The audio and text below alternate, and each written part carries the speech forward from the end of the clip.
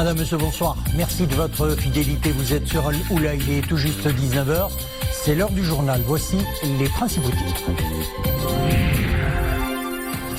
La vie reprend son cours normal après plusieurs semaines de confinement dû au coronavirus. Cafés, restaurants et plages, entre autres, ont commencé à accueillir leurs premiers clients. La reprise des différentes activités commerciales se fait dans le respect des mesures d'hygiène et de sécurité.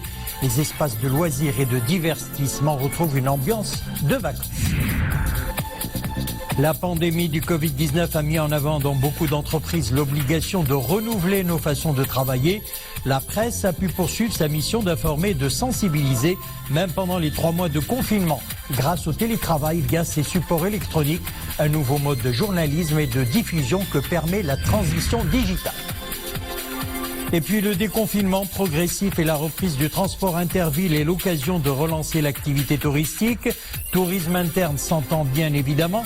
Après 3 mois d'arrêt imposés par le coronavirus, pour l'instant, les professionnels misent sur le 100% local et mettent les bouchées doubles pour y arriver.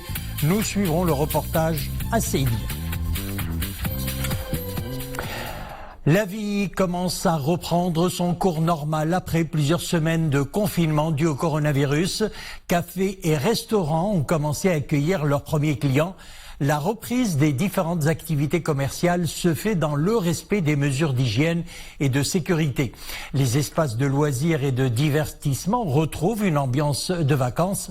C'est ce que nous allons voir dans ces images prises dans plusieurs villes du royaume. Mariam El-Messi. Il avait été privé tout au long des 3 derniers mois de son loisir préféré. Cet enfant peut enfin jouer dehors. De la liberté tant attendue retrouvée dans ce parc d'attractions à ciel ouvert de la capitale. Les familles étaient nombreuses à s'y rendre en ce 2e jour de déconfinement. Une vraie évasion pour les enfants et un moment de grand soulagement pour leurs parents. Je suis venue ici accompagnée de ma sœur et mon père. Je m'amuse beaucoup, je respire de l'air frais et je profite des manèges.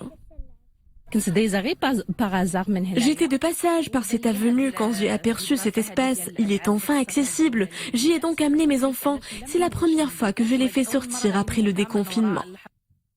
Les Herbatis ne sont pas les seuls à goûter à cette liberté. À Casablanca également, classés en zone 1, parcs et jardins sont réinvestis.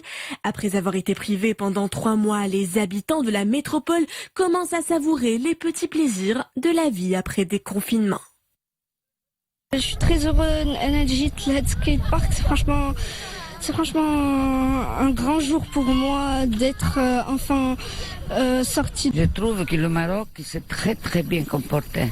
Et maintenant, c'est dans nos mains. Alors, ça dépend de comment se comportent maintenant les citoyennes. Qui dit retour à la vie normale, dit aussi réouverture des magasins.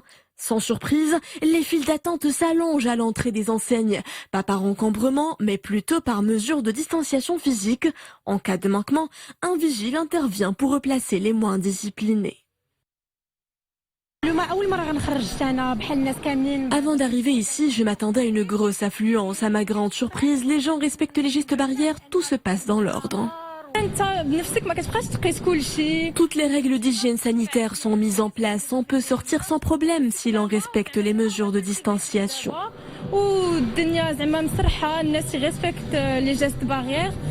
L'heure du déconfinement a donc sonné dans plusieurs villes du royaume. Un déconfinement amorcé en pleine période estivale. Alors que le mercure est au plus haut, les Gadiris ont afflué sur la côte pour retrouver le plaisir de la baignade. Mais avant de planter leur parasol, ils ont bien pris soin de s'éloigner de leurs voisins. J'ai passé 3 mois à la maison. Mon père m'a accompagné à la plage. Tout est bien organisé. On garde nos masques et une distance de sécurité. Nous étions impatients à la réouverture de la plage. Nous pouvons enfin en profiter. Le restaurant est aussi ouvert. Nous avons pu prendre notre petit déjeuner en toute tranquillité avant de descendre dans l'eau. Après des semaines de confinement sanitaire, le Maroc a entamé hier sa 2e phase de déconfinement, un retour à la normale qui s'annonce progressif. Prudence oblige pour continuer à vivre en société et vaincre complètement le virus. Et justement, le virus de la Covid-19 continue à circuler parmi nous et pour preuve, 295 nouveaux cas d'infection ont été enregistrés ces dernières 24 heures pour 156 guérisons, soit un taux de guérison de 74,4%. Ce taux a chuté alors qu'il était entre 83 et 90% avant l'apparition de nouveaux clusters dans certaines préfectures et provinces. Ces dernières 24 heures, on a enregistré un nouveau décès portant le total des victimes du coronavirus au Maroc depuis mars dernier à 218, soit un taux de létalité des plus faibles au plan mondial, 1,9%. Et avec le déconfinement, la vigilance s'impose et les citoyens sont invités à renforcer les mesures barrières. Qu'à Dieu ne plaise, si une personne soupçonne des symptômes de la Covid-19, le premier geste à faire, c'est d'appeler soit Allo Yaqada 080 147 47 ou Allo 300. Je répète, Allo Yaqada 080 147 47 ou Allo 300. Lancée il y a 3 semaines, l'application Wiqaitna dépasse les 2 millions de téléchargements. L'application de notification d'exposition au coronavirus lancée par le ministère de la Santé basée sur le volontariat constitue un dispositif complémentaire important pour accompagner l'assouplissement des mesures de confinement. Adnan El-Harras, Reda Maou et Oumaima Rabli. Wiqaitna traduisait notre protection. Elle n'est plus à faire connaître car vous avez été plus de 2 millions, moins d'un mois, à télécharger cette application. Disponible sur Google Play et Apple Store, elle constitue un dispositif complémentaire important pour accompagner le déconfinement. C'est une application qui revêt une grande importance, surtout avec le passage du Maroc à la deuxième phase du déconfinement. Elle peut permettre de limiter la propagation du virus. L'application Wiqaitna permet aux citoyens d'être informés au cas où ils ont été en contact avec un porteur du virus. En installant l'application sur mon smartphone, je me protège en premier lieu, mais aussi je contribue à la protection de toutes les personnes que je côtoie. L'application simplifie le suivi des contacts et cela est très important. Dès hier, le Maroc a entrepris une reprise progressive des activités économiques et sociales. Cafés, loisirs et espaces de travail ont réouvert. Les contacts entre les citoyens se verront augmenter dans les jours à venir et c'est justement dans ce cas de figure que Wiqaitna est indispensable. Le fait que le concitoyen marocain télécharge cette application en masse est une preuve de leur haut sens de responsabilité. L'utilisation de l'application par un grand nombre facilitera l'identification et la prise en charge rapide des personnes contacts des cas positifs. Pour les personnes qui se seraient trouvées à proximité d'une autre personne positive à la Covid-19, elles seront notifiées par SMS. S'appuyant sur la technologie Bluetooth et sur la base du volontariat, l'application s'inscrit dans une logique de respect strict des données à caractère personnel. Elle garantit également l'anonymat des personnes. Et puis, poursuite dans les différents aéroports du royaume de l'opération de rapatriement des Marocains bloqués à l'étranger à cause de la crise sanitaire de la pandémie de la Covid-19. Hier, un groupe de 150 Marocains ont regagné la mère patrie depuis l'Italie à la faveur d'un vol humanitaire de Milan à Agadir et c'est le gouvernement marocain, conformément aux hautes orientations de Sa Majesté le roi Mohammed VI, qui prend en charge tous les frais liés à la mise en œuvre du programme de rapatriement des Marocains bloqués à l'étranger, en plus des frais liés au logement et aux tests de dépistage au nouveau coronavirus. Précisons également qu'un deuxième vol entre Amsterdam et Marrakech a été organisé aujourd'hui, un vol humanitaire qui a bénéficié à 150 passagers. Sachez également que quelques 150 Marocains bloqués en Côte d'Ivoire et au Sénégal ont été rapatriés toujours aujourd'hui sur l'aéroport de Marrakech-Mnara, des vols de rapatriement en provenance de Paris et de Marseille. La pandémie de Covid-19 continue de s'accélérer dans le monde avec un nouveau million de cas signalés en seulement 8 jours. 106 000 cas déclarés ces dernières 24 heures, le chiffre le plus élevé pour une seule journée depuis le début de l'épidémie. L'OMS s'alarme et qui dit craindre ses conséquences dans les pays les plus pauvres. Un rebond qui se confirme notamment aux États-Unis où le nombre de cas Covid-19 se situe chaque jour au-delà de 30 000. Plus particulièrement touché l'Arizona, la Floride, le Texas et la Californie. La tragédie se poursuit également au Brésil, deuxième pays le plus touché. Le dernier bilan fait état d'un nombre record de nouveaux cas, plus de 39 000 contaminations lors des dernières 24 heures. La Chine a officiellement dénombré 13 nouveaux cas seulement entre hier et aujourd'hui.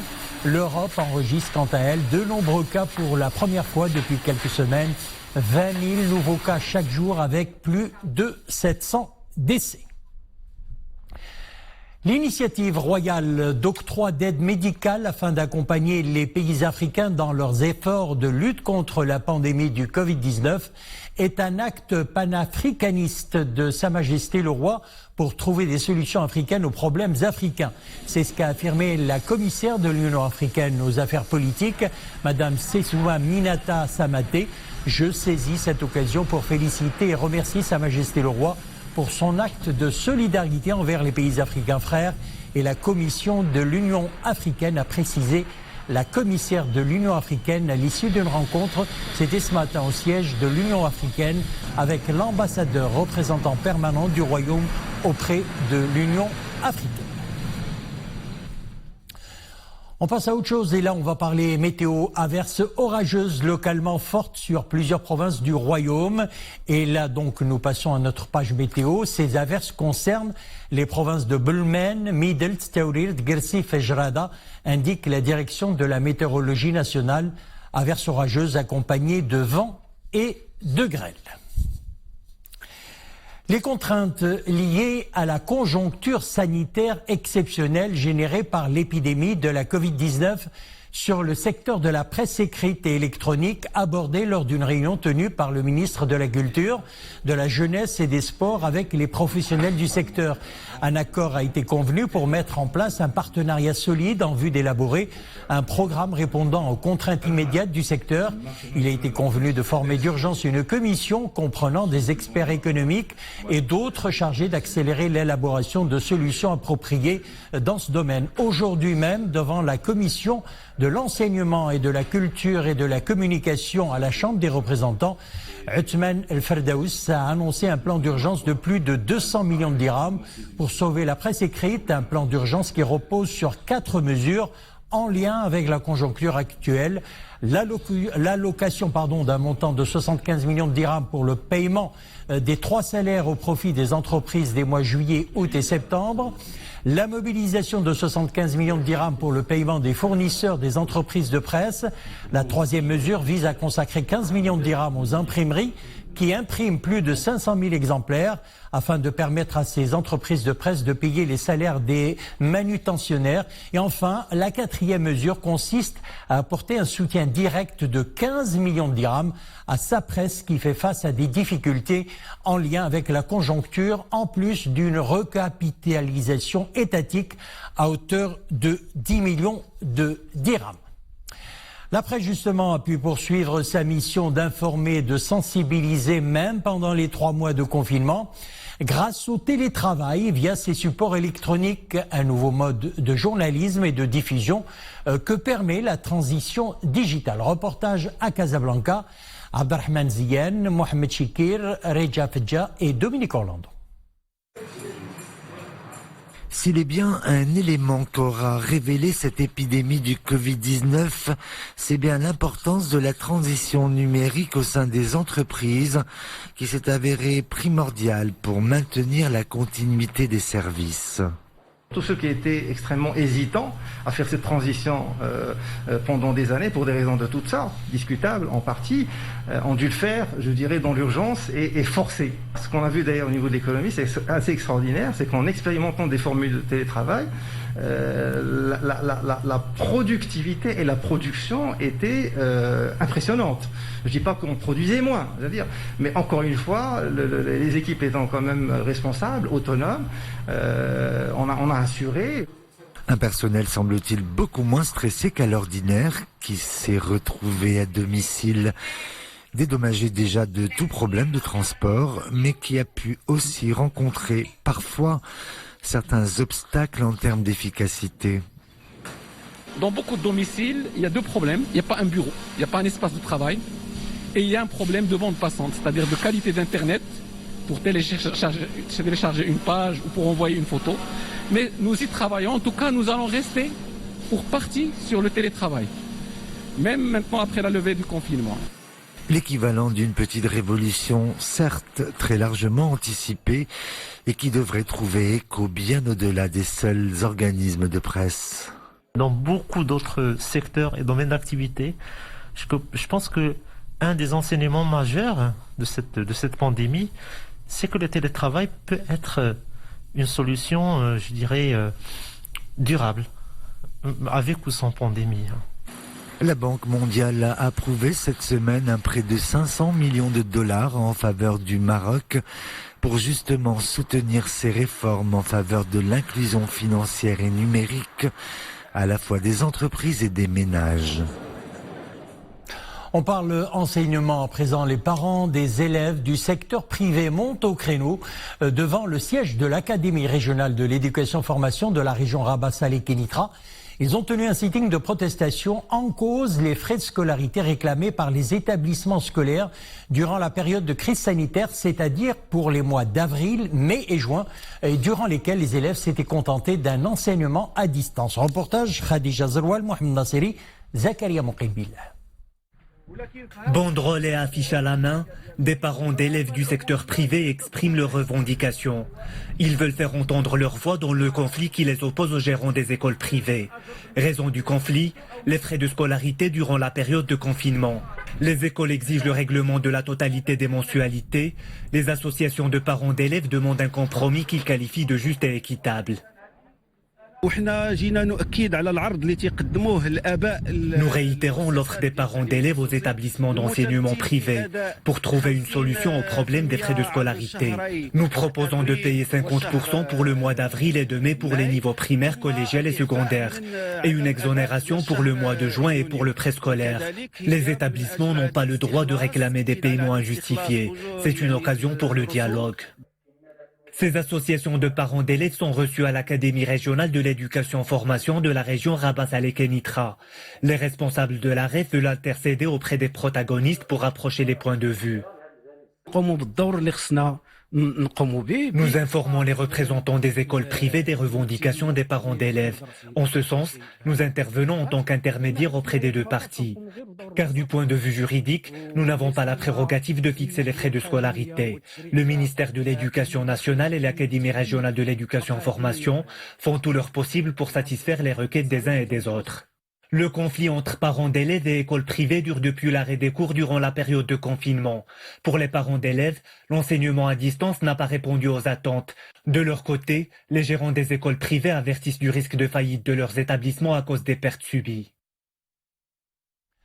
Pour reparler de déconfinement, le déconfinement progressif et la reprise du transport interville est l'occasion de relancer l'activité touristique après 3 mois d'arrêt imposé par le coronavirus. Pour l'instant, les professionnels misent sur le 100% local et mettent les bouchées doubles pour y arriver. Exemple à Seydia dans ce reportage de Rachid Latabi sur le récit de Nisrine Aouzdar. Une ceinture de 14 km de sable blanc qui caresse les Olympides de la Méditerranée. Un petit paradis terrestre où il fait bon se prélasser sous le soleil estival. Mais à Seydia, on s'amuse beaucoup aussi. Vous n'y serez jamais à court d'idées de divertissement. Des jeux pour enfants, des spectacles sur la marina et une palette d'activités nautiques. Les autorités misent également sur une esthétique irréprochable. Nous sommes en train d'embellir l'espace et d'y mettre plus de couleurs, plus de vie. Nous repeignons également les trottoirs et les façades. Comme ça, la ville va accueillir les estivants dans d'agréables conditions.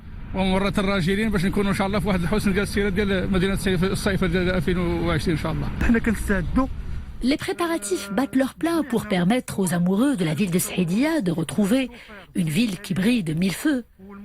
Nous avons d'ailleurs mobilisé des effectifs supplémentaires pour réussir l'opération.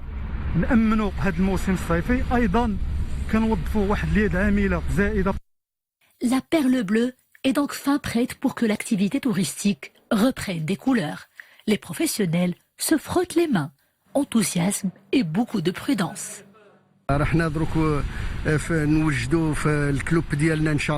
Notre club est quasiment prêt pour recevoir les clients à nouveau. Nous avons désinfecté nos locaux avec le total respect du protocole sanitaire en vigueur. Nous